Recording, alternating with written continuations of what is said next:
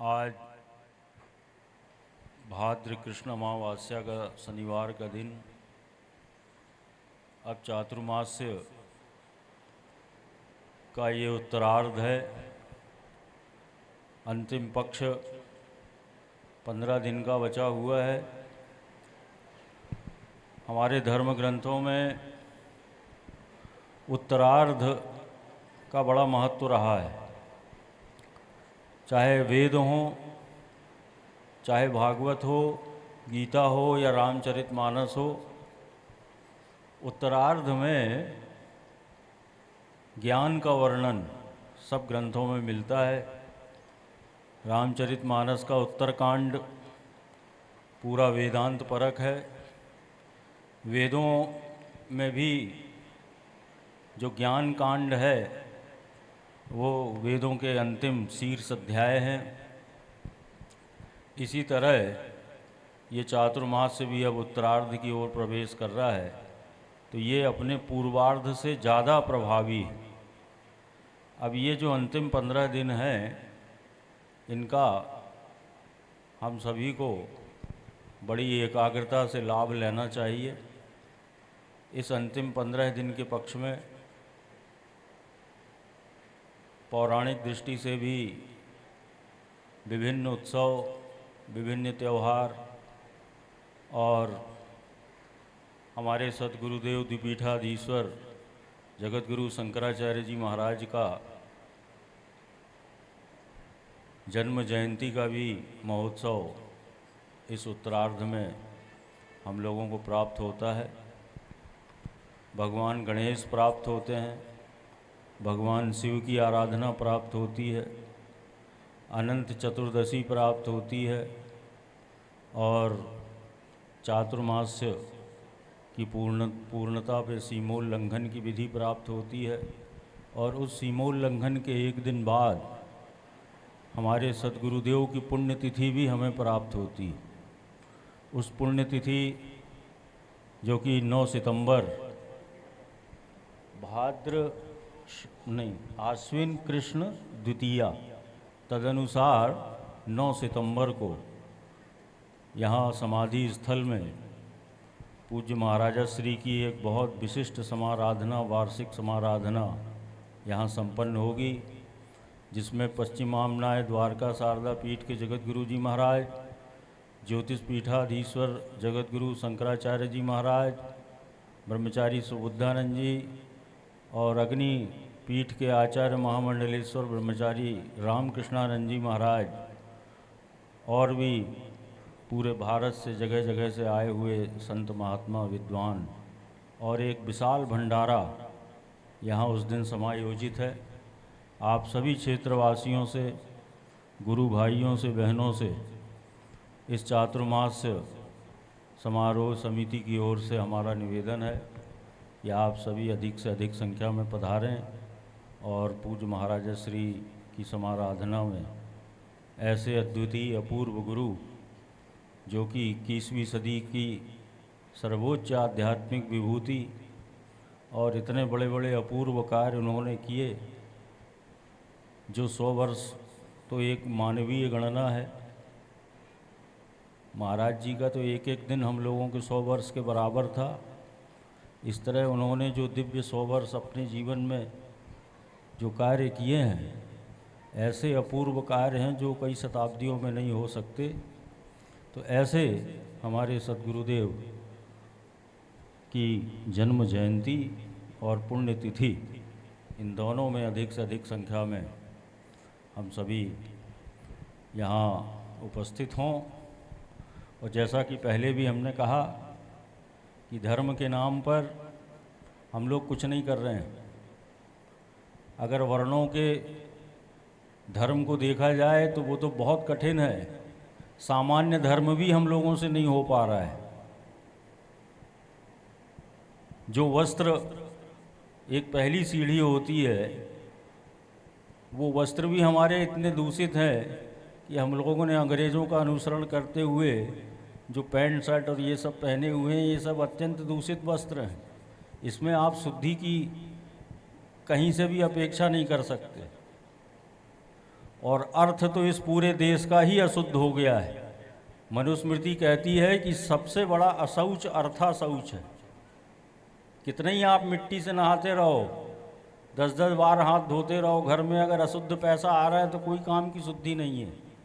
अर्था शौच जिस व्यक्ति ने अपने जीवन में कर लिया, उसको और किसी पवित्रता की ज़रूरत नहीं है।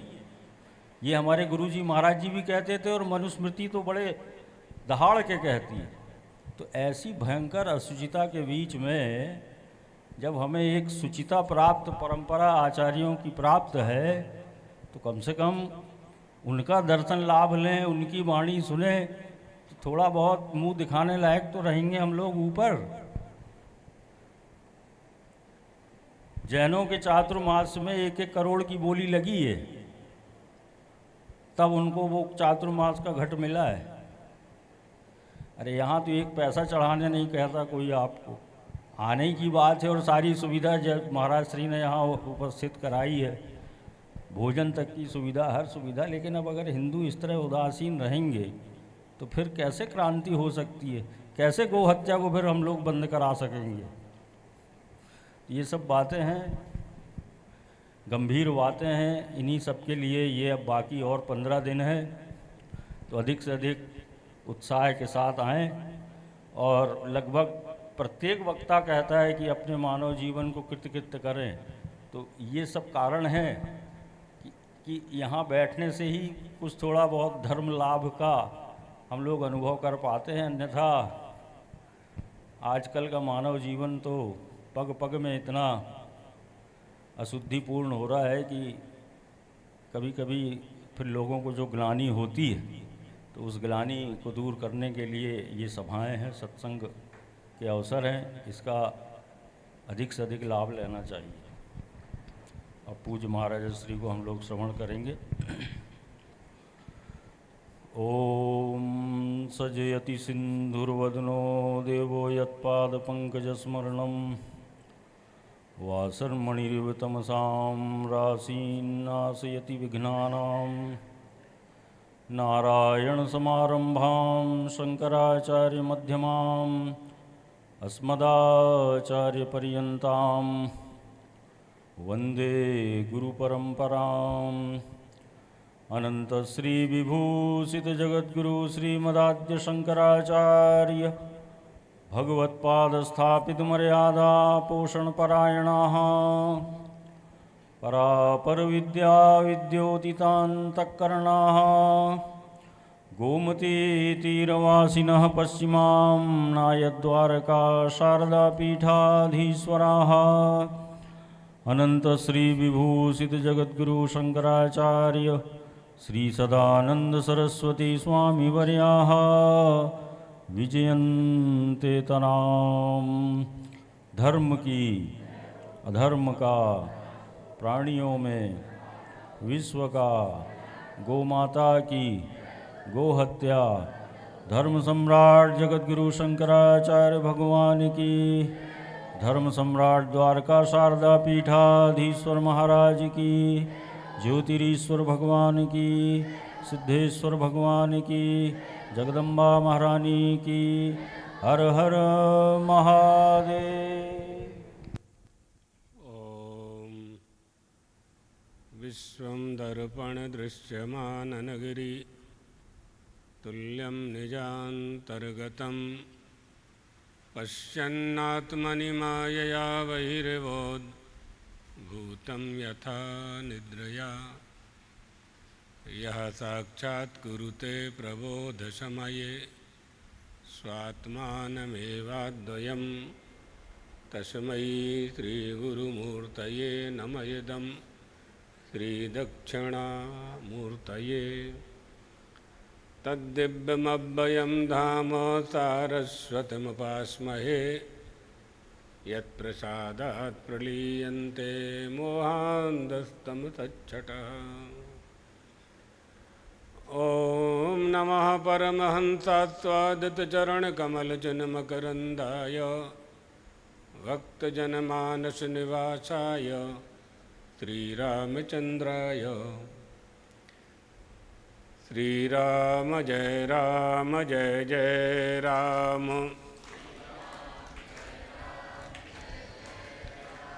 श्री राम जय जय राम।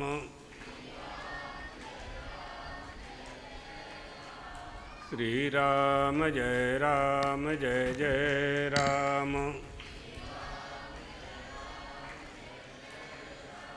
श्री राम जय जय राम। श्री राम जय जय राम। श्री राम जय जय राम। द्वारकाधीश भगवान की, रामचंद्र भगवान की, पीठद्वयाधीश्वर सद्गुरुदेव भगवान की। हर हर महा। परमात्मा श्री राम और भरत जी का मिलाप आप सबने श्रवण किया। भरत जी पादुका लेकर के अयोध्या के लिए प्रस्थान कर लेते हैं और यहाँ ऋषिगण भी अपने अपने स्थानों को, अपने अपने आश्रमों को जाने को तैयार होते हैं। यहाँ यह विचार करना है कि श्री राम को वनवास मिला, उनकी दृष्टि से उनके लिए अच्छा हुआ, वो ऐसा चाहते थे। रामचरितमानस ही इसमें प्रमाण है। नवगयंद रघुवीर मन, राज्य अलान समान। अलान माने सांकल, और नवगयंद याने हाथी का छोटा बच्चा। उसके पैर में सांकल बांध दो और झाड़ से सांकल को बांध दो तो वो छटपटाता है छूटने के लिए कि कब मैं इस सांकल से मुक्त हूँ। अलान माने सांकल, मैं कब मुक्त हूँ। तो श्री राम तो यही चाहते थे कि हम वनवास जाएं, तो उनकी दृष्टि से तो उनके लिए अच्छा हो गया था, क्योंकि उन्होंने एक बार कैकेयी की प्रसन्नता का लाभ उठाया। कैकेयी ने कहा वरदान मांगो, तो उन्होंने वरदान मांग लिया था। श्री राम ने, छोटे बालक थे, कि मैं बहुत से लोगों का हित करना चाहता हूँ, जिसलिए मेरा अवतार हुआ है। उस काम को पूरा करने के लिए मुझे अयोध्या से बाहर जाना होगा। तो आप कोई ऐसी रचना कर दें कि मैं अयोध्या से बाहर चला जाऊं, और जब मैं बाहर जाऊं तो महाराज दशरथ के विलाप से मैं द्रवित ना हो पाऊं। ये व्यवस्था आपको करनी है। तो ऐसी भी कथा एक अद्भुत रामायण या दूसरी रामायण में आती है। अब यहाँ अपने को ये विचार करना है व्यवहारिक दृष्टि से। पारमार्थिक दृष्टि तो क्या है कि देवता ही ऐसा चाहते थे। सरस्वती जी ही मंथरा की बुद्धि में बैठ गई और कैकेयी की बुद्धि में बैठ गई, तो वो तो सब ऐसा चाहते ही थे। व्यवहारिक दृष्टि से विचार करें तो कैकेयी को क्या मिला है ना। व्यवहारिक जगत में हमको क्या ऐसा करना चाहिए जैसा कैकेयी माता ने किया, तो उत्तर मिलेगा नहीं करना चाहिए। क्यों नहीं करना चाहिए? क्योंकि कैकेयी ने जो मांगा वो तो कैकेयी को मिल गया वरदान में, लेकिन साथ में अपयश मिला। अपयश मिला। इस तरह का कोई व्यवहार अपनी संतान के साथ करेगा, संतान के साथ भेदभाव करेगा, तो उसे अपयश की प्राप्ति होगी। ये शिक्षा अपने को लेना चाहिए। व्यवहार में तो रहते ही हो आप लोग सब। रही न रानी कैकेयी, अमर भई यह बात, अपने सुत के कारणे, बन पठियो जगतात। बन पठियो जगतात, भई यह अमर कहानी, जस अपजस रह गयो, रही नहीं कैकेयी रानी। यश और अपयश रह गया।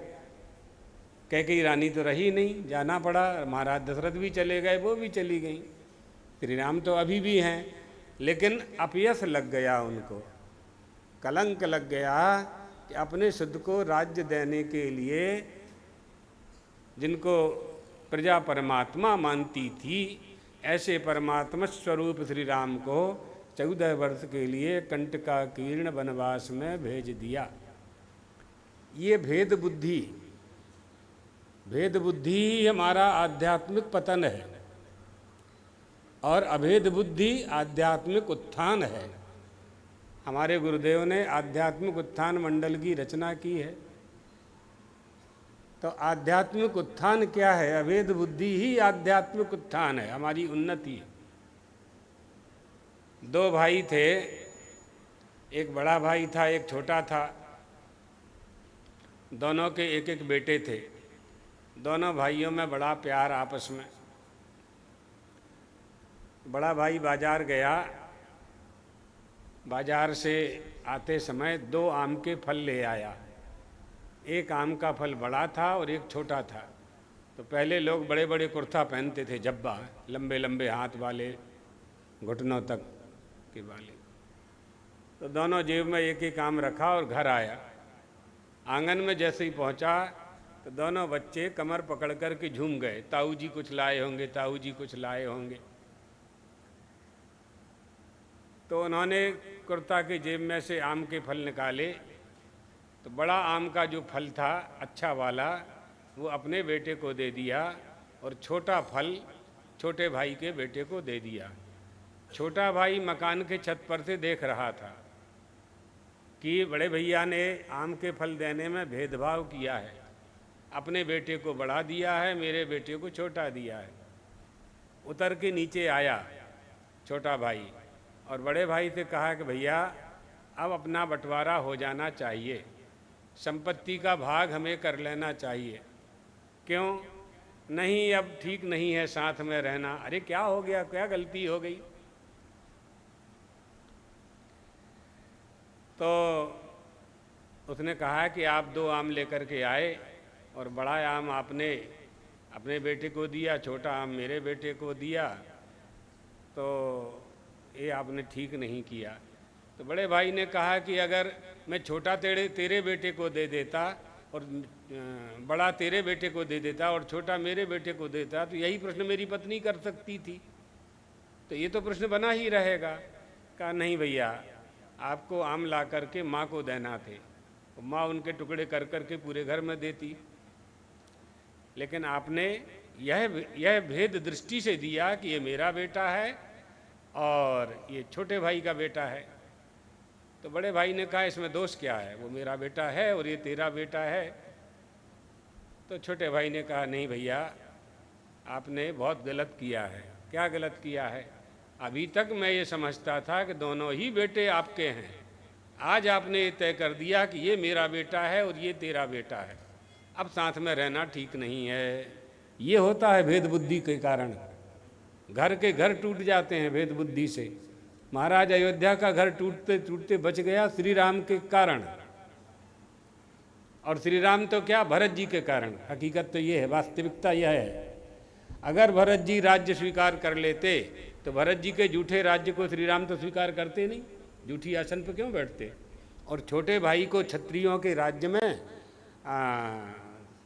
शासन करने का आदेश नहीं है, बड़ा भाई ही राज्य का अधिकारी होता है। तो भरत जी ने ये रक्षा की, इसलिए श्री राम ने भरत जी से कहा कि सो तुम करहु कराबहु मोहु, तात तरण कुल पालक होहु। भैया तुम वही करो जो तुम्हें करना चाहिए और मुझसे वही करवाओ जो तुम्हें करना चाहिए। इस तरह से दोनों भाइयों के बीच में अटूट प्रेम, न टूटने वाला प्रेम, इसी को अभेद कहते हैं। यही है ये जो जगत है ना, और ये जगत का जो व्यवहार है, ये अनविचार से रमणीय लगता है और सुख प्राप्ति की कोशिश में रमणीयता है इसमें। जब हम सुख प्राप्त करने की कोशिश करते हैं तो कुछ ना कुछ हम खोजते हैं ना। ये जो सुख आपने प्राप्त किया है वो सुख तो आपको छोड़ रहा है, आपको सुख कहाँ मिला है? जवानी में मिला है। जवानी तो आपकी जा रही है, सुख कहाँ गया? जवानी के साथ, जवानी में जो भोग आपने भोगा वो भोग आप बुढ़ापे में तो भोग नहीं सकते। तो जो चीज़ें आपको छोड़ रही हैं उनमें आप सुख खोज रहे हो, तो वो सुख मिलेगा नहीं। और ये मनुष्य का स्वभाव है कि वो सुख की कामना से ही सारे काम करता है। आब्रह्मस्तंभ पर्यंतैहि सर्व प्राणिभिः सर्व प्रकारस्यापि दुखम स्वरसत एवं जहाति तत्वात्। सारे दुखों को छोड़ना चाहता है और सुख प्राप्त करना चाहता है, चींटी से लेकर के हाथी तक। सभी का ये स्वभाव है, जंतुओं का भी यही स्वभाव है। तो ये प्रवृत्ति है, ये मनुष्य की प्रवृत्ति है सुख प्राप्ति के लिए। अब ये जगत में जो सुख प्राप्त मिलता है, तो विद्वान पुरुष, कवि पुरुष, काव्यों की रचना वाले, करने वाले कहते हैं कि ये अनविचार से रमणीय है। अनविचार रमणीय सदा, संसार भयंकर भारी, सुख संतोष दया कृपा से सुखकारी उपकारी। बुढ़ापे ने शरीर पर कब्जा कर लिया है। कितना ही सुख भरा हो तुम्हारे घर में, दांत ही टूट गए हैं और 40 साल तक चना खाने की आदत बनी रही। अब चना तो खा नहीं सकते आप, फूटा खा नहीं सकते। छीन लिया आप, चने खाने का सुख आपसे छीन लिया गया। किसने छीना? जरा ने, बुढ़ापे ने छीना। बुढ़ापा तो आना ही था। तो जब जवानी चली गई, तो जवानी के साथ जो सुख प्राप्त करने के साधन थे, वो होते हुए भी उनसे सुख प्राप्त करने की इच्छा भी अगर हो रही होगी तो प्राप्त कर नहीं सकते आप। जवानी के साथ ही सुख भी चला गया, सुंदरता के साथ सुख चला गया, धन के चले जाने पर सुख चला गया, अज्ञान के कारण सुख चला गया। क्यों चला गया? क्योंकि जो वस्तु आती है सो जाती है, आगंतुक वस्तु जाने वाली ही होगी। इसलिए हम पैदा हुए हैं तो हम मरेंगे, ये तय है, कोई रोक नहीं सकता है। इस सिद्धांत की कोई अवहेलना नहीं कर सकता। मृत्योर्विभेश किम मूढ़ो भीतम मुंचति किम यमः। अरे मनुष्यो, अरे मूर्खो, तुम कितने भी मृत्यु से भयभीत हो जाओ, लेकिन यमराज तुम्हें छोड़ने वाला नहीं है। अगर मृत्यु पर विजय प्राप्त करना है तो इसी जन्म में वह जान लो जिसे जानने के लिए तुम्हारा जन्म हुआ है। यही जानना जन्म दिवस है। लोग बड़ा जन्म दिवस मनाते हैं, वो कई सफ़ेद सफ़ेद सा कुछ ले आते हैं, चाकू से उसको काटते हैं। क्या मना रहे हो तुम? क्या कर रहे हो? जन्म दिवस में परमात्मा की आराधना करनी चाहिए, कुल देवी कुल देवता की आराधना करनी चाहिए कि हमारा जीवन आगे का अच्छा हो। आयु तो हमारी कम हो ही रही है। आप खुशी मना रहे हैं, पूरे पड़ोस के लोग, मोहल्ला के लोग मिल करके आपके धन का क्षय कर रहे हैं, व्यय करा रहे हैं। आपकी उम्र कम हो रही है और आपका धन खर्च कराया जा रहा है कि अच्छा हो रहा है, आप इतने साल के हो गए, इतने साल की आपकी आयु कम हो गई। आपका जन्म सार्थक कब होगा? जब आवागमन के चक्र से मुक्त होने का आप इस जन्म में उपाय कर लें, तभी सार्थक होगा, अन्यथा नहीं हो सकता। तो परमात्मा श्री राम वन में सुख प्राप्त कर रहे हैं। सुख प्राप्त करने की कला आनी चाहिए। राजा पुरंजन ने बहुत प्रयास किया, कहाँ सुख पाया? सुखदेव जी ने कुछ नहीं प्रयास किया, फिर भी पा लिया। राजा जनक ने कुछ भी प्रयास नहीं किया, तब भी सुख पा लिया।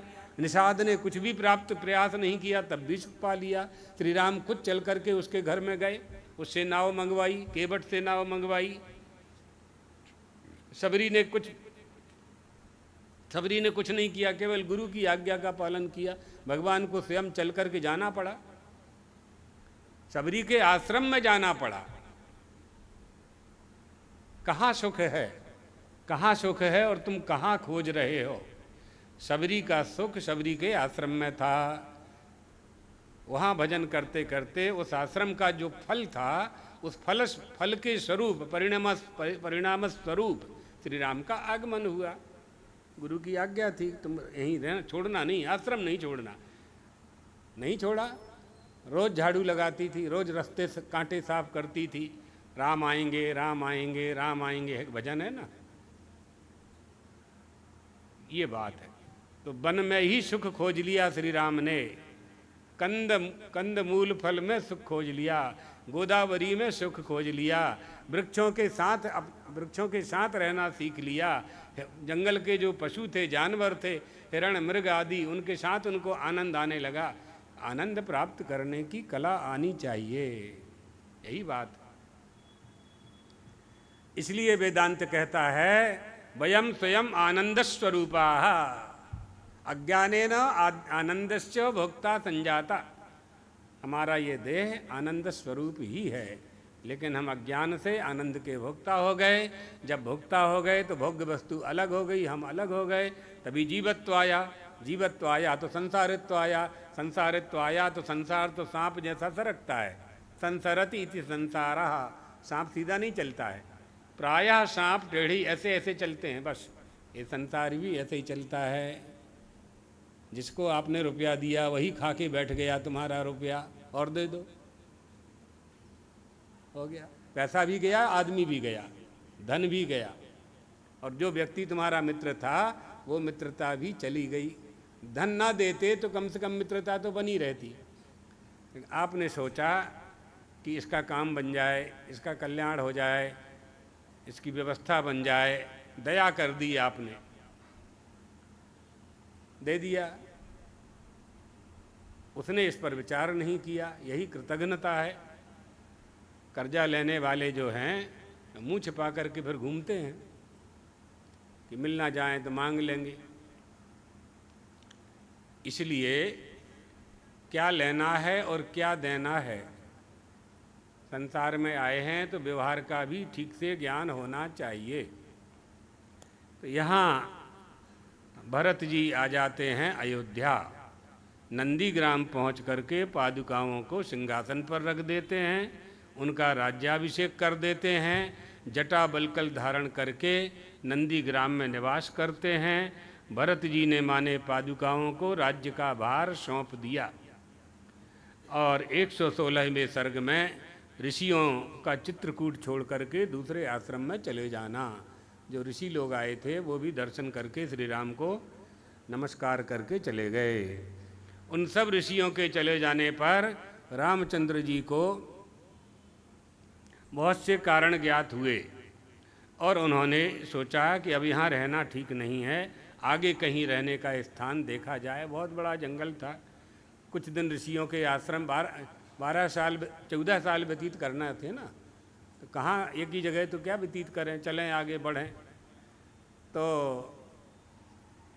राम लक्ष्मण और सीता जी माता जी के साथ, लक्ष्मण के साथ वहाँ से रवाना हो गए। सो अत्रि के आश्रम में पहुँच गए। अत्रि के आश्रम में पहुँच गए। श्रोत्रेराश्रम मासाद्य तम बबंदे महायशः तम वापी भगवान अत्रि पुत्रवत् प्रत्यपद्यत। सौमित्रंच महाभागम सीतांच समसान्त्वयत्। अत्रि मुनि के आश्रम में पहुँचते हैं। महर्षि अत्रि के आश्रम में श्री राम ने जाकर उन्हें प्रणाम किया है और भगवान अत्रि ने भी उन्हें पुत्र की भांति स्नेह दिया। अत्रि के आश्रम जब प्रभु गयऊ सुनत महामुनि हर्षित भयऊ। जैसे ही अत्रि ऋषि के शिष्यों ने कहा कि श्री राम जी पधारे हैं, अत्यंत हर्षित हो गए, प्रसन्नता को प्राप्त हो गए ना। आपके घर में कोई आए तो प्रसन्नता आनी चाहिए। तो जो आया है वो समझ लेता है कि मेरे आने से इनको आनंद की प्राप्ति हुई है। और जो आया और आपका मुख कमल मुरझा गया, प्रसन्नता चली गई, आइए बैठिए तो कहा, कहना ही पड़ेगा। पानी दिया और पूछा कि अब दोपहर तो हो गई है तो आप तो भोजन करके ही आए होंगे, हम कर लें। समझदार व्यक्ति को चले जाना चाहिए वहाँ से, है ना। कर दंडवत मुनि और लाए प्रेम बार दो जन अनवाए। दंडवत प्रणाम किया ऋषि को और दोनों को बड़ी प्रसन्नता हुई। करी पूजा कही बचन सुहाये और दिए मूल फल प्रभु मन भाये। रामचंद्र जी की अत्रि मुनि ने स्तुति की है यहाँ और कहा है आपके चरण कमल विषयक प्रीति का मेरी बुद्धि कभी त्याग न करे। आपके चरण कमल प्राप्ति विषयक बुद्धि का मेरी जो विषयक जो बुद्धि है वो बुद्धि आपके चरण कमलों का कभी त्याग न करे। ऋषि है ना, यही आपसे मेरी प्रार्थना है। इस प्रकार अत्रि मुनि ने सम्यक विशेष ज्ञान रूप श्री राम जी से मोहित होकर के कहा। ज्ञान की बात कह रहे हैं। ऋषियों के यहाँ जाने का उद्देश्य क्या है? श्री राम का ज्ञान की प्राप्ति करना। राजा थे ना, क्षत्रिय थे। अत्रि मुनि बोले, श्री राम यह जो जीव है बार बार संसार रूपी अंधकूप में गिर करके, ये जगत ही अंधकूप है, ये संसार ही अंधकूप है और शुद्ध भाषा में गृहस्थाश्रम भी अंधकूप ही है। अगर गृहस्थाश्रम धर्म का जैसा विधान है वैसा पालन नहीं किया तो वो भी कुआं ही है, अंधकूप ही है, बिना जल का कुआं है। अंधकूप में गिरकर जन्म मरणादि रूप अनिवार्य दुख को भोगता है। वह कैसे भोगता है? संसार रूपी अंधकूप में पड़ करके शांति खो देता है। सुख रूपी जल का उसको दर्शन नहीं होता है। संसार रूपी कुआं में जो जीव गिरा, चारों ओर से काम क्रोध लोभ मोह मद मत्सर ये सब उसको घेर लेते हैं कुआं में। मेंढक पड़ जाए कुआं में तो कहाँ जाएगा? उतना ही उसका संसार हो गया। मनुष्य का संसार क्या हुआ? अविद्या काम कर्म यही करता रहता है। काम क्रोध लोभ मोह मद मत्सर इनसे ग्रस्त हो जाता है। रूप रस गंध शब्द स्पर्श इनके भोगों में इसकी आदत बन जाती है, तो घिर गया ना इनसे, बस पड़ गया अंधकूप में। इसी का नाम तो अंधकूप में है। धरती में खुदे हुए मिट्टी के खुदे हुए कुएं में आप गिरेंगे तो कोई ना कोई निकाल लेगा। इस कुएं से कौन निकालेगा? इस कुएं से निकालने के लिए रस्सी काम नहीं आएगी, लोहे की सांकल काम नहीं आएगी, गांव के लोग भी काम नहीं आएंगे, कोई साधन जेसीबी मशीन भी काम नहीं आएगी। इस कुआं में निकालने के लिए तो ज्ञान चाहिए और ज्ञान के लिए गुरु चाहिए और गुरु को शास्त्र चाहिए। गुरु को भी शास्त्र का ज्ञान हो ऐसा गुरु चाहिए, पाखंडी गुरु नहीं चाहिए। धन लेने की आदत जिस गुरु की बन जाए, धन का संग्रह करने लगे, ऐसा गुरु तुम्हारा उद्धार नहीं कर सकता। जो गुरु स्वयं लोभी है वो आपके लोभ को क्या नष्ट करेगा? जो गुरु ये देखता रहे कि मेरे चरणों में मेरी पादुका में चेला ने कितने रुपया चढ़ाए, वो गुरु आपके लोभ को कैसे नष्ट करेगा? पहले ये समझो कि गुरु बनाते क्यों हो तुम? तुम्हारे पास तो सब है, संसार के भोग की सारी सामग्रियां हैं, परिवार है, जमीन है, गुरु क्यों बनाते हो? विषय वासना से, उसके गुरु की कृपा से विषय वासना से हम मुक्त हो जाएं, काम क्रोध लोभ से मुक्त हो जाएं, जगत की अनित्यता का जो ज्ञान करा दे, ईश्वर की नित्यता का बोध करा दे। ये तदर्थ गुरु के संबंध में बहुत कहा जा सकता है, हम कह भी चुके हैं गुरु पूर्णिमा से अभी तक कई बार। तो जो गुरु ये देखे कि हमारा चेला कितने का नोट चढ़ा रहा है, तो वो चेला के हृदय में जो लोभी होने का दुर्गुण है, वो गुरु उसके लोभ को नष्ट नहीं कर सकता। ना चढ़ाए पैसा ये बात नहीं है। या इससे ये मत समझ लेना कि गुरु की पादुका में या मंदिर की दान पेटी में नहीं डालना है, ये अर्थ नहीं है इसका। इसका अर्थ यह है कि मंदिर का पुजारी अगर यही गिनती करता रहे कि आज पेटी में डब्बा में कितना आया कितना आया कितना आया, तो भगवती की पूजा में उसका कहाँ मन लगेगा? महादेव की पूजा में कहाँ मन लगेगा? कृष्ण भगवान की पूजा में कहाँ मन लगेगा उसका? उसका तो मंथन में लगा हुआ है। इसी तरह से गुरु ये गिनती करे कि आज कितने लोगों ने दीक्षा ली, कितने चेला बढ़ गए हमारे, उन्हीं का रजिस्टर में नाम लिखे, उनका मोबाइल नंबर लिखे, फिर गुरु पूर्णिमा को बैठ करके मोबाइल ले करके उनको फ़ोन करे, तो संसारी में और उसमें क्या फ़र्क हुआ? क्या फ़र्क हो गया? क्या फ़र्क रह गया उसमें? इसलिए इन सब से ऊपर उठना है। अगर वास्तव में गुरु से कुछ प्राप्त करना है तो आत्मबोध, एकादश स्कंद में बड़ा सुंदर प्रसंग आया है।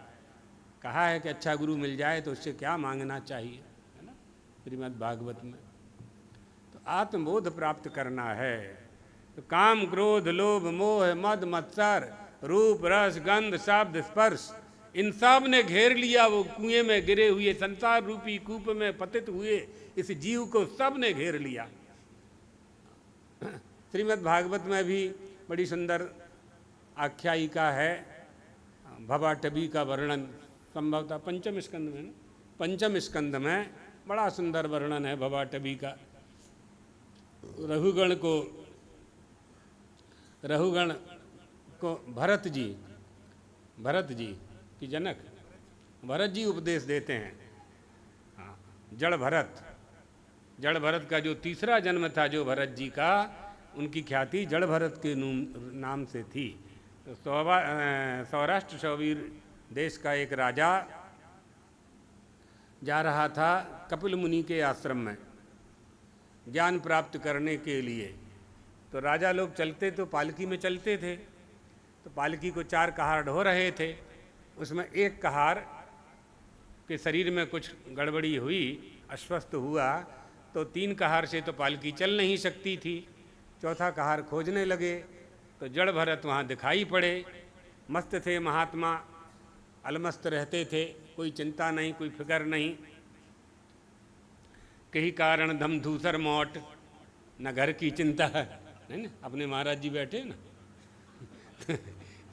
न घर की चिंता, न परिवार की चिंता, न खेती की, न बैल की, न बकर की, मस्त। जड़ भरत भी ऐसे ही थे। 3 कहारों ने कहा कि सबसे अच्छा है, इसी को पकड़ लो।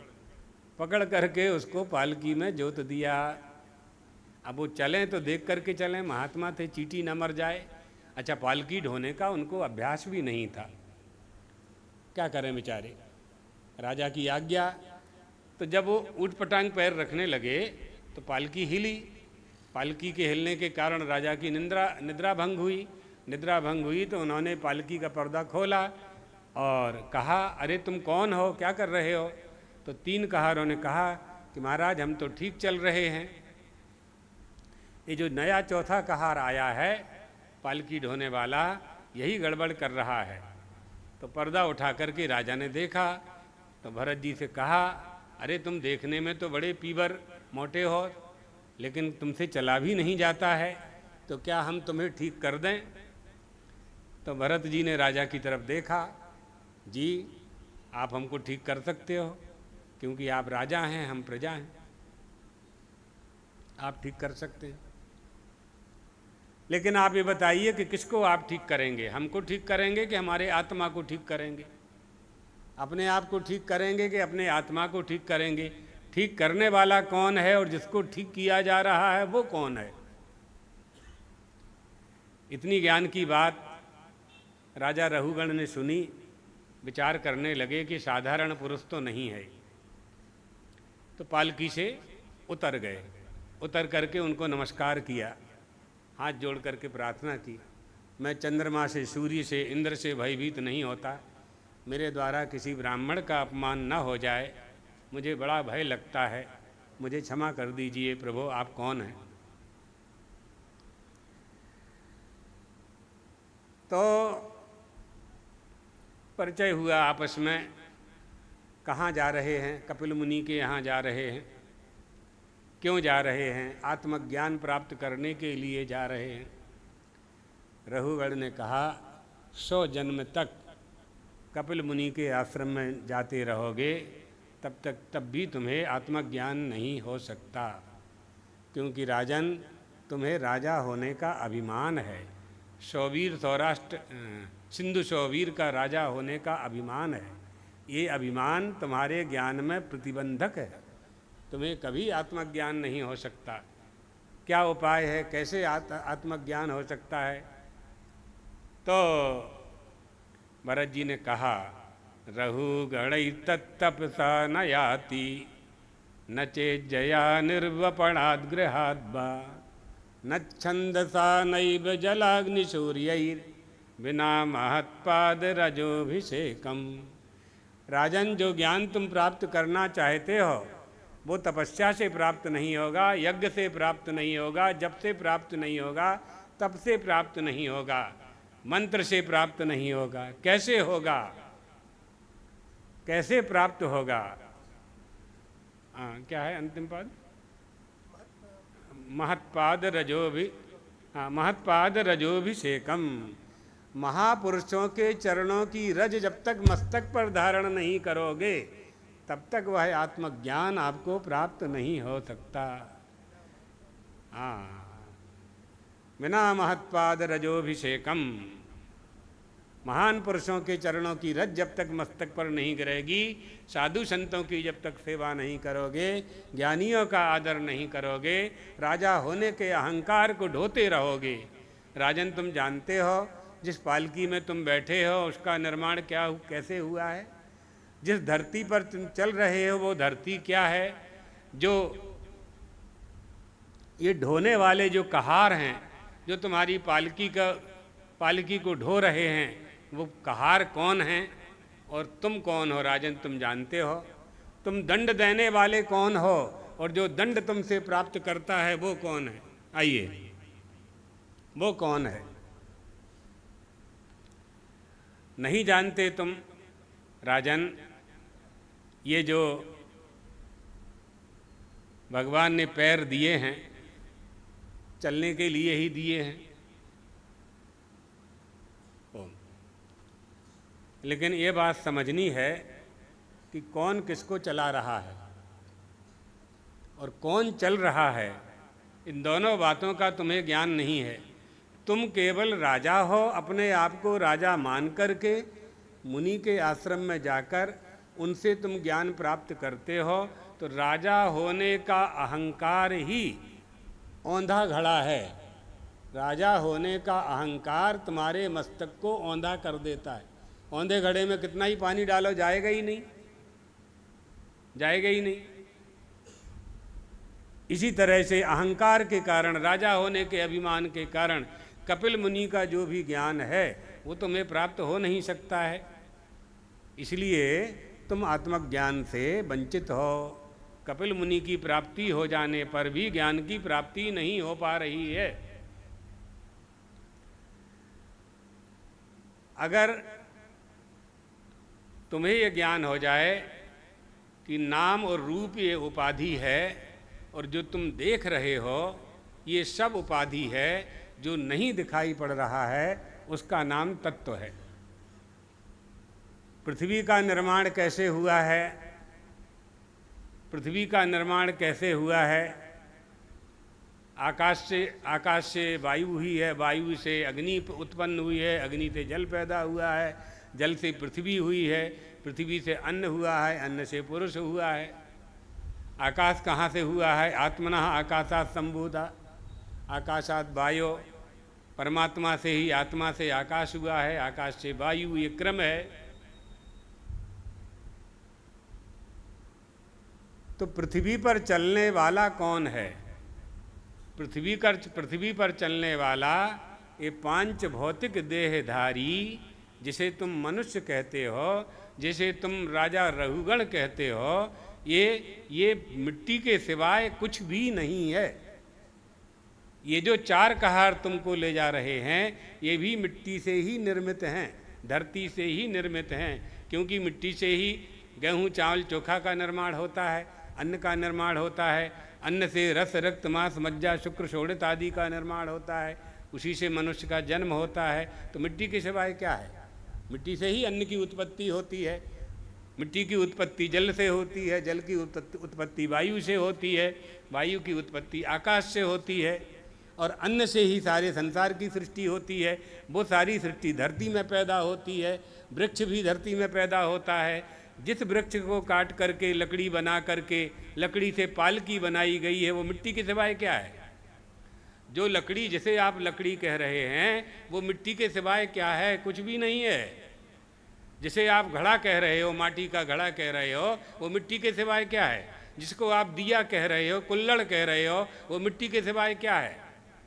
इसलिए राजन, ये जो चारों कहार हैं ये भी मिट्टी हैं, मिट्टी का शरीर धारण, मिट्टी के शरीर मिट्टी जैसे ही हैं। हम भी मिट्टी से निर्मित हुए हैं और आप भी मिट्टी से निर्मित हुआ है। पालकी भी मिट्टी से बनी है। तुम्हारे माता पिता का निर्माण भी माटी से ही हुआ था।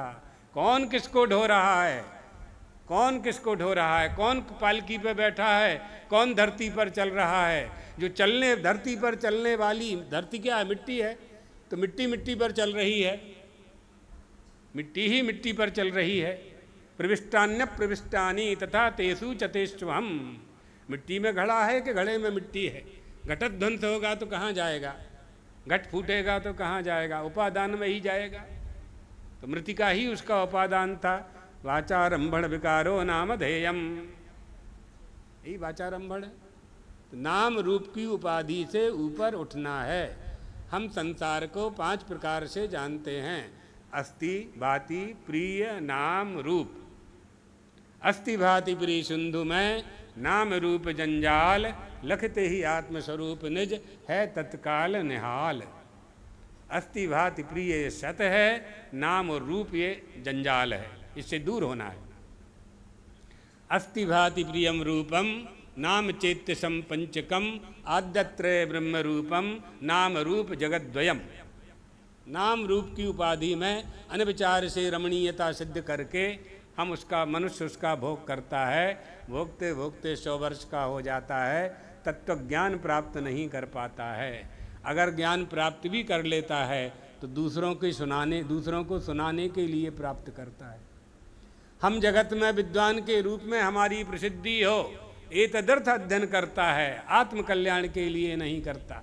इसलिए राजन, रहुगढ़ तपसा न याति न चेज्जया निर्वपड़ाद गृहाद वा।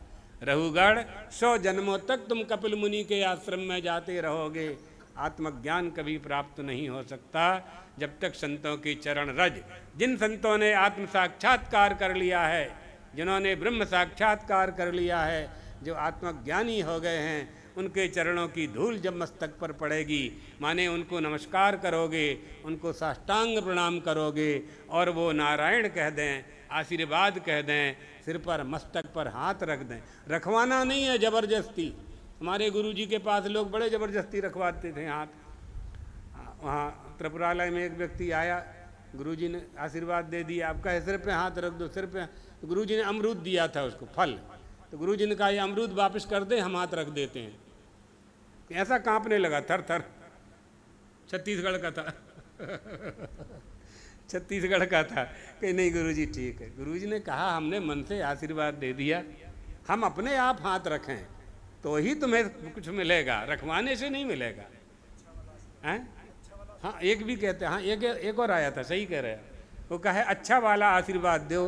तो गुरुजी ने कहा हमारे पास 2 तरह के आशीर्वाद हैं क्या, एक अच्छा एक बुरा। अगर हम भेद करेंगे तो हम गुरु नहीं कहलाएंगे। ये बात है, ये गुरु के वाक्य। गुरु में भेदभाव नहीं है, अमीर हो चाहे गरीब हो, सबको एक सा आशीर्वाद देते हैं। वस्तु की बात अलग है, वस्तुओं की कोई कीमत नहीं है। वस्तुएं तो आज हैं कल नहीं हैं। हम अमरूद दे रहे हैं कि पेड़ा दे रहे हैं कि केला दे रहे हैं कि कल्याणी दाना दे रहे हैं कि मिश्री दे रहे हैं, ये महत्वपूर्ण बात नहीं है। हमारे मन में तुम्हारे कल्याण की भावना है कि नहीं, यही महत्वपूर्ण बात है। और वो भावना कहाँ होगी? जिस तपःपूत महात्मा के पास तपस्या का फल होगा, कल्याण की निधि जिसके पास होगी। हनुमान जी महाराज इसलिए कहते हैं कल्याणानाम निधानम कलिमल मथनम पावनम पावनानाम। कल्याण का निधान, कल्याण की निधि जिसके पास है वही तुम्हारा कल्याण कर पाएगा। जो मनस्वी है, तपस्वी है, तत्चिंतनम तत्कथनम अन्योन्यम तत्परोध प्रबोधनम, है ना, जैसा चिंतन करता है वैसा ही बोलता है, वैसा ही व्यवहार करता है, वैसा ही उपदेश करता है। ऐसे संत का आशीर्वाद उसकी नज़र आपके ऊपर पड़ जाए, दृष्टि आपके ऊपर पड़ जाए, उतने से ही कल्याण हो जाता है। यहाँ अत्रि मुनि कह रहे हैं, हाँ, प्रसंग पर आ जाएं। अत्रि मुनि क्या कह रहे हैं कि ये मनुष्य संसार के कुएं में गिर जाता है। श्री राम को उपदेश दे रहे हैं, भगवान को उपदेश दे रहे हैं राजकुमार समझ करके, है ना। क्या मतलब, क्या सौभाग्य पाया उन ऋषियों ने, आप सोचो, उन ऋषियों ने क्या सौभाग्य पाया होगा।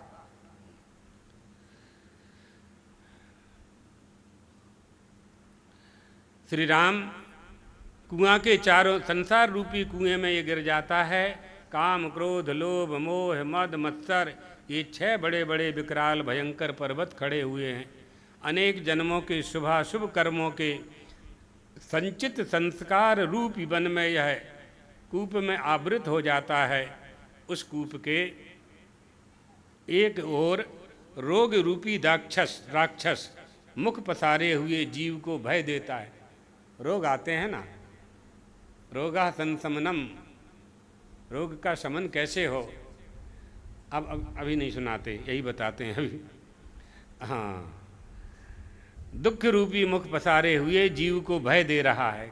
कौन भय दे रहा है? रोग। दूसरी तरफ कौन भय दे रहा है? शोक। तीसरी तरफ कौन भय दे रहा है? मोह। काम, क्रोध, लोभ, मोह, ये सब खड़े हैं, चारों तरफ घेर करके खड़े। जहां जाओगे आपको कोई ना कोई पकड़ेगा। 6 में से एक ने भी पकड़ लिया तो आपके जीव का जीवत्व गया, संसारित्व आया, बस इतनी ही पकड़ की बात है। इसलिए भय दे रहा है। दूसरी ओर जरा रूपी राक्षसी भी मुख पसारे हुए खड़ी हुई है, जो जीव को भक्षण करने के लिए तैयार है। जरा रूपी, जरा क्या है? ये कैसे आती है जरा? जरा माने बुढ़ापा। जरा कैसे आती है? क्योंकि आपका जन्म होता है। जायते अस्ति, अस्ति पहले कि जायते?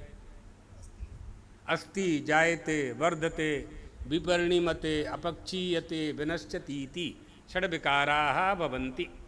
ये 6 विकार होते हैं। 6 विकार, इस 6 विकारों में बुढ़ापा भी आता है। अंगम गलितम पलितम मुंडम दशन विहीनम जातम तुंडम वृद्धो याति गृहीत्वा दंडम तदपि न मुंचत्यासा पिंडम भज गोविंदम गोविंदम भज मूढ़मते। अंग गल गए हैं, अंगम गलितम पलितम मुंडम, सिर हिलने लगा है, बाल सफ़ेद हो गए हैं, कर्ण इंद्रियां अवसन्न होने लगी हैं, हाथ पैर कांपने लगे हैं, 2 पैर की जगह तीसरा पैर आ गया, लाठी पकड़ करके चलने लगे हैं, लेकिन आशा पिशाची साथ नहीं छोड़ती। अरे मनुष्यों, शरीर जो मिला है, शरीर में जो अंग हैं तुम्हारे, ये अंग धर्म पालन के लिए हैं, सुख भोग के लिए नहीं हैं, सुख भोगने के लिए नहीं है। इंद्रिय धर्मस्य ह्याप वर्गस्य नार्थोर्तायोपकल्पते नार्थस्य धर्मे कांतस्य कामो लाभो यह स्मृता कामस्य नेन्द्रिय प्रीतो। इतना ही अभिष्ट था, कामस्य नेन्द्रिय प्रीतो। ये इंद्रियां सुख भोग करने के लिए नहीं, कामादि भोग के लिए इंद्रियां नहीं है, ये जीवन यापन के लिए है। जीवन किस लिए है? जीवस्य तत्व जिज्ञासा, तत्व जिज्ञासा के लिए जीवन है। लेकिन संसार रूपी कुएं में गिरा हुआ यह मनुष्य इन काम क्रोधादि से घिर जाने के कारण, आवृत हो जाने के कारण अपने मूल उद्देश्य को भूल जाता है। उसी कुआं के दूसरी ओर, संसार रूपी कुआं में गिर गया, अब दूसरी ओर क्या समस्या है? महाविषधर अति विशाल काल रूपी सर्प दंश करने के लिए फुंकार मार रहा है, और ऊपर मृत्यु रूपी सिंह गरज रहा है। यमराज बैठे तैयार, चित्रकेतु से पूछ रहे हैं, इसकी कितनी आयु है, इसकी कितनी आयु है, इसकी कितनी आयु है, इसकी कितनी आयु है। गरज रहा है यमराज रूपी सिंह। ले जाने के लिए स्वर्ग या नरक। उस कूप के सभी ओर से जीव की आयु रूपी सुंदर बल्ली लगी हुई है, लता लगी हुई है, सुंदर बल्ली लगी हुई है, और जिसका आश्रय यह जीव का जीवन है। आप सोचते हैं कि आप कितने वर्ष के हो गए, कितने वर्ष के हो गए, कितने वर्ष के हो गए, इसी का नाम ना आयु है। ये आयु आपके साथ लगी हुई है और ये आयु निश्चित है। आयु कर्म च वित्तं च विद्या धनमेव च पंचैतान्यपि सृज्यन्ते गर्भस्थैव देहिनः। सबसे पहले हम विद्यालय में आए 1973 में, तो ये शास्त्री जी थे वहाँ, तो अन्नपूर्णा स्तोत्र पहले इन्होंने पढ़ाया, अन्नपूर्णा स्तोत्र पढ़ाया, फिर हितोपदेश पढ़ाया। वो हितोपदेश में ये श्लोक था, आयु कर्म च वित्तं च विद्या निधनमेव च। हितोपदेश का है ना? हाँ, पंचईता तब का हमको याद है, 40 साल पहले का याद है। तो बहुत सरल है, लेकिन इसका अर्थ बहुत अच्छा है। पूरे एक दिन का प्रवचन है, 1 घंटे का। हाँ, जिसका आश्रय ये जीव का जीवन है, उस बल्ली को रात्र और दिवस रूपी 2 चूहे निरंतर काट रहे हैं। किस बल्ली को? आयु रूपी बल्ली को, आयु रूपी लता को, आयु रूपी बेला को 2 चूहे काट रहे हैं। कौन कौन से? एक दिन और एक रात। कम हो रहे हैं ना आपके, रोज आपका एक दिन कम हो रहा है, और आप बाजे बजा रहे हो कि हम 60 साल के हो गए। नहीं, इस प्रकार से अंधकूप में पड़ा हुआ जीव निश्चित रूप से क्लेश पाता है। अविद्या स्मिता रागत द्वेष अभिनिवेश इति पंचक क्लेशाः। राम भगत बिन सुनहु खगेशा, मिटहि न जीवन केर कलेशा। राम के भजन के बिना 5 क्लेशों से कोई जीव मुक्त नहीं हो सकता, है ना? इसलिए, और मोह रूपी मदिरा का पान करके उन्मत्त हुआ ये दुखी, ये जीव अपने आप को दुखी नहीं मानता है। कष्ट की बात तो ये है, अत्रि मुनि कह रहे हैं कि ये जीव इतने दुख में पड़ा हुआ है, फिर भी अपने आप को दुखी नहीं मानता है। फिर उन्हीं कीड़े मकोड़ों जैसे जीवन व्यतीत करते हुए जो दुख देने वाले साधन संसाधन हैं, उन्हीं में सुख मान लेता है। इन्हीं में सुख मिलेगा, ऐसा मान करके उन्हीं के साथ रहता है। ऐसा क्यों होता है? श्री राम ने पूछा कि भगवान ऐसा क्यों होता है? तो अत्रि मुनि ने कहा, अविद्या के कारण ऐसा होता है। अविद्या, काम, कर्म, अज्ञान के कारण ऐसा होता है। काम माने कामना, कर्म माने हम जो कुछ करते हैं। इन तीनों के कारण ही यह जीव संसार के इन चक्र में पड़ता है, भवकूप में पड़ता है, निकलने का प्रयास नहीं करता। श्रीमद् भागवत में 5वें स्कंध में भी ऐसा ही प्रसंग आता है कि परमात्मा ने ये मनुष्य का शरीर दिया और इसको धर्म की पोटली दे दी। कुछ शब्दों में परिवर्तन करके हम बता रहे हैं।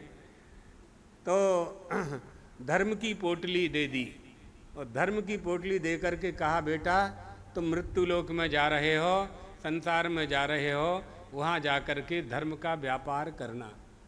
धर्म की पोटली लेकर के ये जीव चला, और जब ये जीव चला तो संसार रूपी जंगल में, अरण्य में, संसार रूपी अरण्य में भटक गया। भटकते भटकते भटकते भटकते थक गया। चलते चलते चलते, यहाँ सुख मिलेगा, यहाँ सुख मिलेगा, वहाँ विश्राम करूँगा, वहाँ विश्राम करूँगा, चलता रहा चलता रहा। चलते चलते इसको 6 डाकू मिले। 6 डाकुओं ने इसको लूटना प्रारंभ किया। इसकी पोटली में जो सत्य, अहिंसा, धृति, क्षमा, दमा, दम, स्तेय, शांति आदि जो यमनियमासनम आदि पोटली में जो कुछ भरा था, धर्म व्यापार करने की जो सामग्री भरी हुई थी, उन्होंने पोटली को छीन ली और एक एक वस्तु को छीन लिया। जिसको बचाने का प्रयास इस मनुष्य ने किया, उसको डाकुओं ने छीना। छीन छीन के से एक एक चीज ले गए, सब कुछ ले गए। वो डाकू कौन थे? काम, क्रोध, लोभ, मोह, मद और मत्सर। इनका अर्थ आप लोग सुन चुके हैं। तो एक एक चीज ले गए, कुछ नहीं बचा उसके साथ। शाम का समय हो गया, क्षुधा पिपासा से परेशान हो गया, चलते चलते थक गया, आँखों के सामने अंधेरा आने लगा, सूर्यास्त भी होने वाला था और एक सूखा कुआं पगडंडी में था। तो सूखे कुएं में गिर पड़ा। सूखे कुएं में गिरा तो कुएं की दीवार से एक लता, एक झाड़ की जड़ लटक रही थी। वो जड़ हाथ में आ गई, उसको पकड़ लिया। उस जड़ को हाथ से पकड़ लिया, लटका रहा। सवेरा हो जाएगा, उजेला होगा तो इसी जड़ को पकड़ करके ऊपर चला जाऊंगा। प्रातःकाल हुआ, ब्रह्म मुहूर्त में धुंधला धुंधला सा दिखाई देने लगा। थोड़ा थोड़ा सूर्योदय होने लगा, सूर्य की किरणें प्रकट होने लगीं। उसने ऊपर को देखा तो नीचे देखा तो कुआं में एक काला सांप बैठा है, यमराज नीचे बैठे हुए हैं। ऊपर को देखा तो दो चूहे उस जड़ को काट रहे हैं, एक सफ़ेद चूहा, एक काला चूहा। और ऊपर नज़र की तो ऊपर मधुमक्खी का छत्ता लगा हुआ था, मधुपूड़ा, और वो छत्ता, उसकी मधु पक चुकी थी। तो पक जाने के कारण उसमें से शहद, मधु टपक रही थी।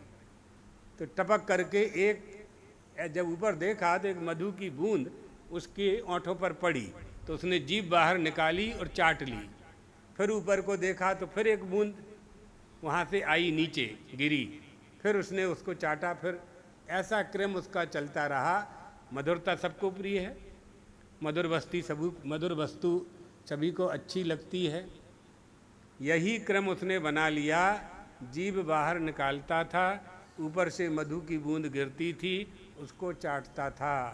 सूर्योदय हो चुका था, निकलने का ख्याल उसके मन से निकल चुका था। चाहता तो वो उस जड़ को पकड़ करके ऊपर आ सकता था, लेकिन नहीं आया। धीरे धीरे वो दो, एक सफ़ेद चूहा और काला चूहा, दोनों ने जड़ को काट दिया।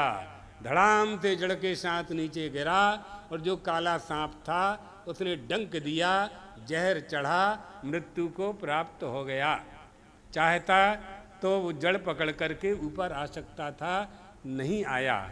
ये तो है कहानी, यानी दृष्टांत है।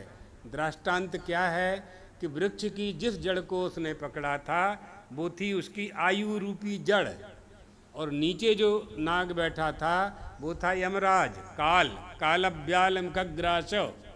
काल रूपी ब्याल के मुख में सभी समा रहे हैं। मुक्त होने का उपाय क्या है? त्राण प्राणे का उपाय क्या है? श्रीमद् भागवत की कथा। और वो जो दो चूहे जड़ को काट रहे थे वो क्या था? एक दिन था, दिन रूपी चूहा, एक रात्रि रूपी चूहा काला। दोनों जड़ काट रहे थे। रोज हमारी आयु एक दिन कम होते जा रही है। 1 घंटा 1 मिनट कम होती जा रही, प्रति क्षण आयु का क्षरण हो रहा है। दिन रात रूपी चूहे, उससे वायु रूपी जड़ को ऊपर पकड़ करके ऊपर क्यों नहीं आया?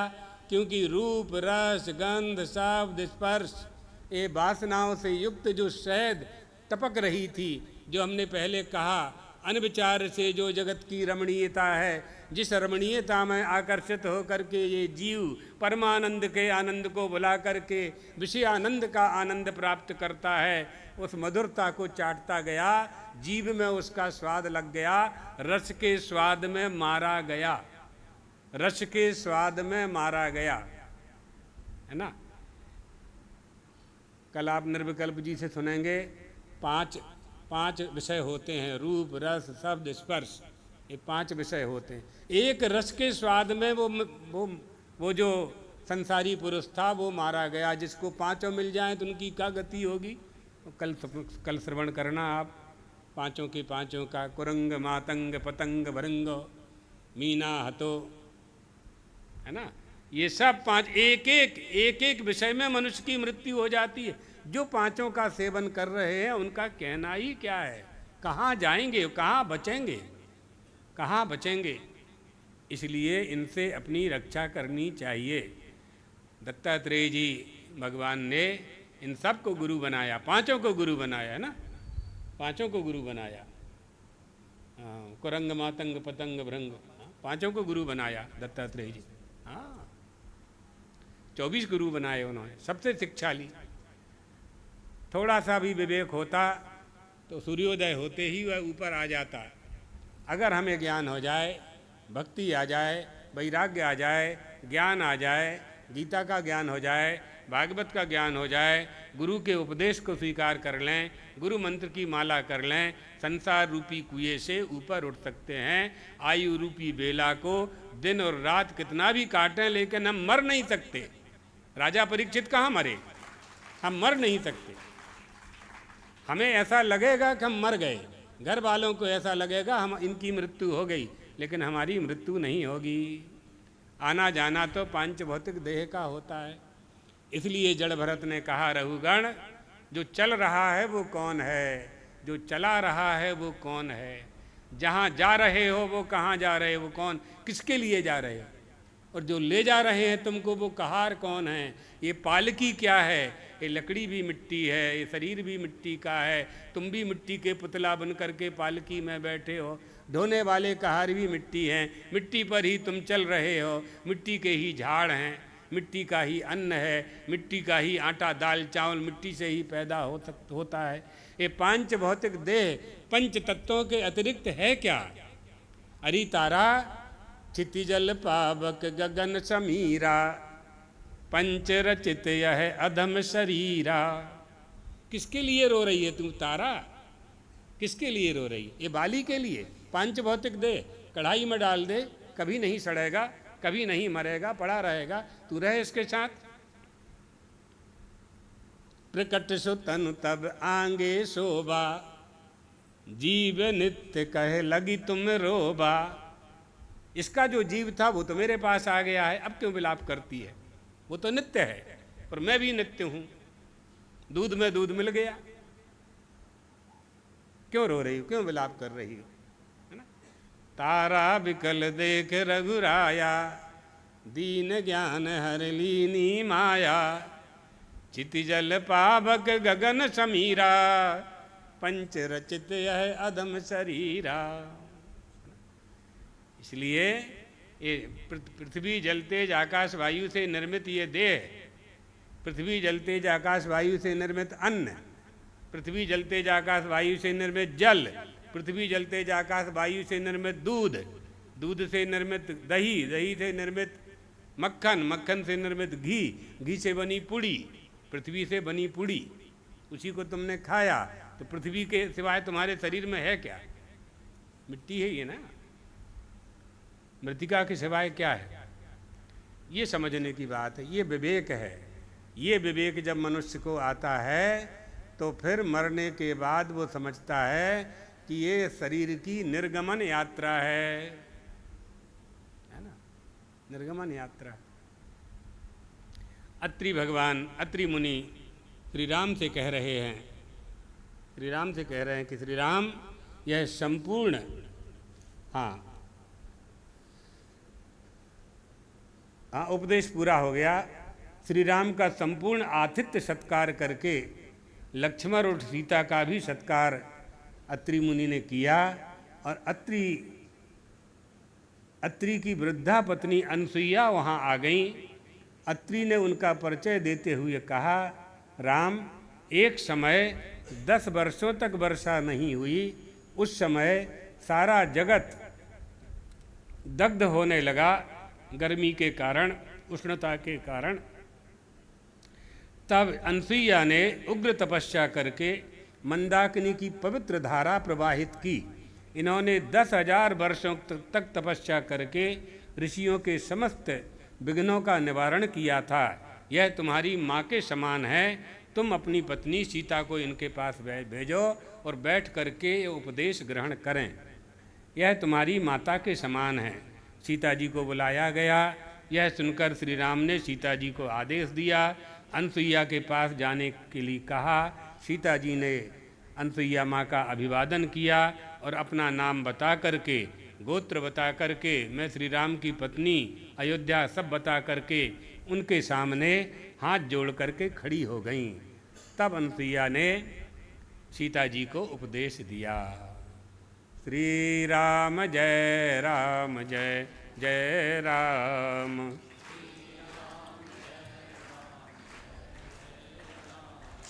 श्री राम जय राम जय जय राम।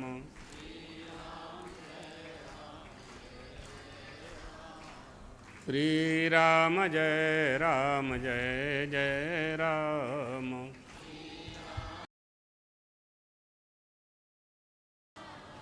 श्री राम जय राम जय जय राम।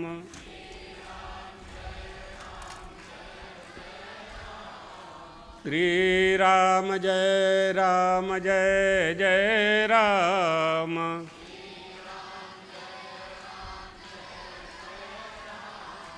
श्री राम जय राम जय जय राम।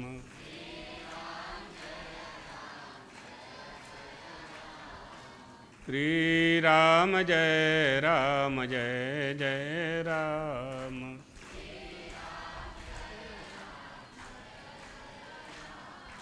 श्री राम जय राम जय जय राम।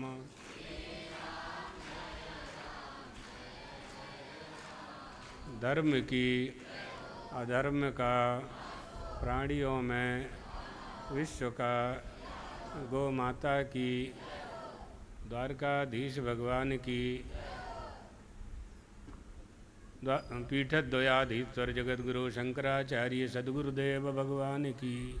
हर हर महा। द्वारका शारदा